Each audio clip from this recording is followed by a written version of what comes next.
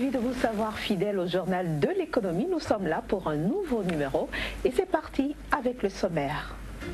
Signature d'un accord sur l'évaluation de la possibilité de construire un oléoduc entre l'Ouganda et la Tanzanie.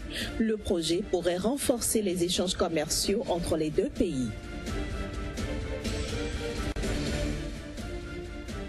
La fabrication de meubles en rotin, une activité qui nourrit son homme au Cameroun.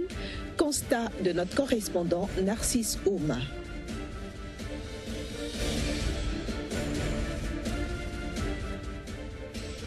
Enfin, la Tunisie et l'Union européenne ont entamé des négociations pour un accord de libre-échange.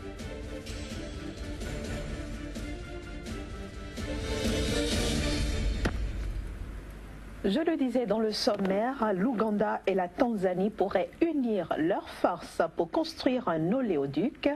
Un accord portant sur l'évaluation du projet vient d'être signé entre les deux pays. De manière concrète, cet accord crée un cadre pour le développement potentiel d'un oléoduc d'exportation de brut de l'ex de l'Ouganda vers le port de Tonga en Tanzanie. Une décision définitive sur le parcours de l'oléoduc permettrait à plusieurs entreprises d'aller de l'avant dans leur plan de développement des champs pétroliers ougandais. Au Congo-Brazzaville, la Banque agricole de Chine s'est installée via une filiale nouvellement constituée et dénommée Banque sino-congolaise pour l'Afrique. Cette dernière est dotée d'un capital de 53 milliards de francs CFA. Il faut dire que c'est la première fois que la Banque agricole de Chine s'implante en Afrique. Direction maintenant le Cameroun où le rotin semble avoir le vent en poupe. Les fabricants de meubles qui travaillent cette matière première tirent un revenu assez substantiel de leur travail. Nassissoum, constat. À base de ce produit forestier non ligneux important dans la fabrication de meubles, le commerce des salons à rotin a le vent en poupe à Douala. L'activité est exercée par de nombreux Camerounais qui en ont fait un métier à part entière. Moi, ça fait depuis près de 20 ans que je suis là. Parce que je suis né, mon père est vannier. J'ai appris la vannerie étant tout petit. Au lieu du carrefour Agip, jeunes, moins jeunes, adultes et vieux sont à l'ouvrage. Ici, c'est une véritable industrie où le travail se déroule à la chaîne. Il y a les gens qui montent, hein? Bon, il y a les gens qui finissent. Maintenant, c'est le couturier qui habille. L'équipe travaille ainsi en synergie pour satisfaire le plus tôt possible les multiples clients. La fabrication d'un salon dure près de 2 semaines. Il faut dire qu'il n'y a pas que les salons en rotin que l'on fabrique ici. On y retrouve aussi des commandes des corbeilles, des paniers, des hôtes, dont les prix varient entre 1500 francs et 3000 francs CFA. À cet endroit qu'on pourrait qualifier de carrefour du rotin, chacun a le cœur à l'ouvrage. Des modèles différents de salons sont exposés pour permettre aux clients d'avoir des possibilités multiples de choix. Grands ou petits, ou dimension moyenne, ces salons attirent toujours les regards des passants. Le commerce des salons en rotin prospère dans la capitale camerounaise.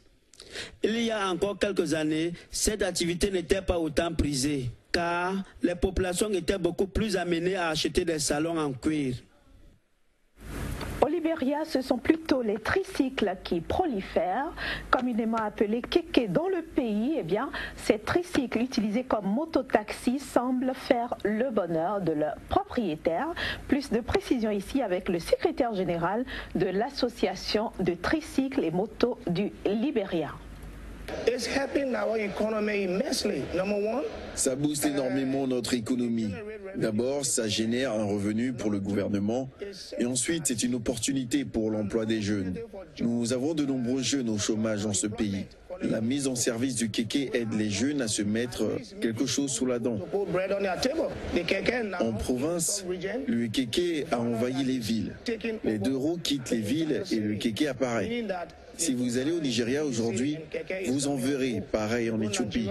C'est un nouveau phénomène. L'Union européenne et la Tunisie ont officiellement lancé mardi des négociations pour un accord de libre-échange complet et approfondi. La démarche ne fait pas l'unanimité, mais elle est présentée par Bruxelles comme une marque de soutien à la démocratie naissante tunisienne. Le lancement des négociations a été fait en présence de la commissaire européenne au commerce qui est en visite à Tunis. Notons qu'à ce jour, les échanges entre la Tunisie et l'Union européenne portent principalement sur les machines et biens d'équipement, les produits issus de l'exploitation minière et aussi le textile. 10 milliards d'euros, c'est le montant global des contrats que la France a engrangé mardi à l'occasion de la visite du Premier ministre Manuel Valls à Riyad. Ces accords concernent un grand nombre de secteurs, de l'énergie aux infrastructures en passant par la santé, l'agroalimentaire et l'armement, sans oublier la création d'un fonds saoudien dédié à l'investissement dans des petites et moyennes entreprises françaises d'un montant de 2 milliards de dollars. Et voilà qui met un terme à la première partie de ce journal de l'économie. La deuxième partie, c'est juste après cette petite transition.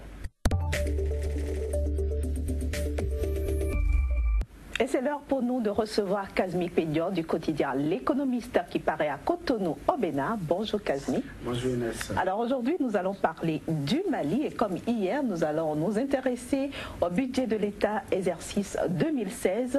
À combien s'élève-t-il pour le Mali pour cette année-là?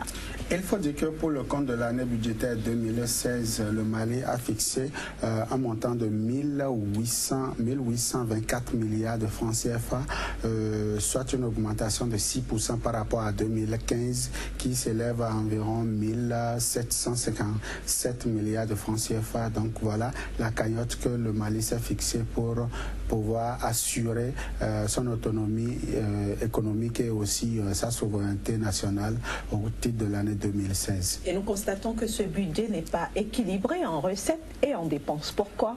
Oui, le Mali marque depuis deux budgets déjà la spécificité au niveau de l'Afrique de l'Ouest, en ce sens que le budget de ce pays n'est pas équilibré en recettes et en dépenses.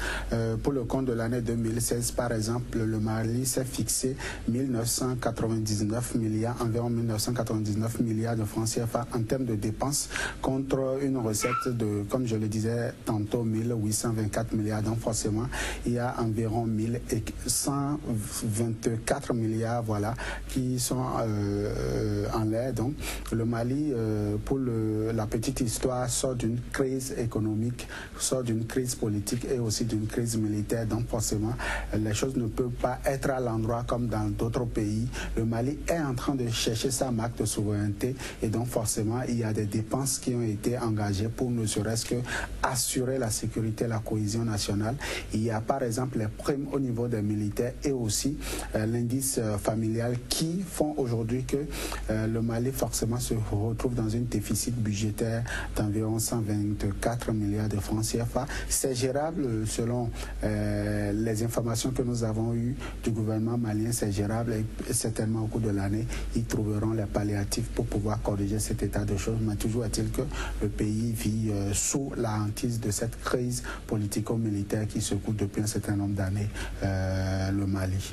Alors, quelle est la part réservée aux investissements dans le budget 2016 au Mali? Alors, il faut dire que pendant qu'on est en train de penser à la sécurité, à la paix au Mali, l'investissement aussi est une priorité. Environ 731 milliards de francs CFA ont été réservés pour 2016 pour pouvoir accompagner le secteur de la production, pour pouvoir accompagner les investisseurs, pour pouvoir réaliser les infrastructures économiques, socio-économiques et aussi pour pouvoir permettre quand même aux Maliens, à l'entrepreneur malien de pouvoir bénéficier d'un certain nombre d'aisance en termes de prospérité des affaires. Donc le Mali a prévu 731 contre 610 milliards de francs CFA pour l'année 2015.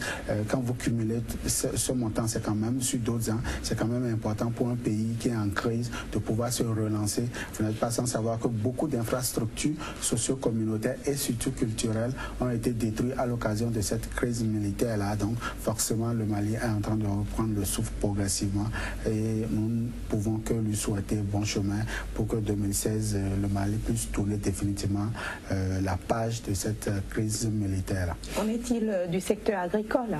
Alors, le Mali, malgré la crise qu'il a secouée, reste quand même un pays bon producteur du coton.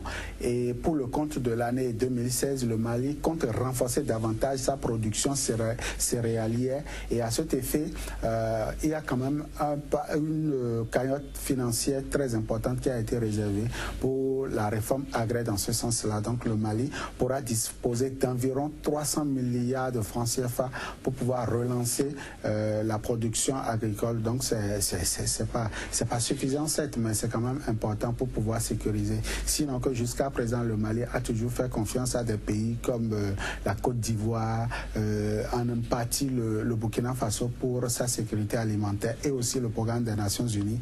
Mais de plus en plus le pays est en train de comprendre qu'il faut davantage subventionner l'agriculture pour mieux sécuriser l'alimentation au pays. Kazmi Pedja, vous l'avez longuement souligné, le Mali a traversé une crise qui a énormément affecté son économie, mais est-ce qu'on peut rester quand même optimiste pour ce pays-là? Oui, le pays, oui, beaucoup d'optimisme, mais aussi beaucoup de prières pour ce pays-là, parce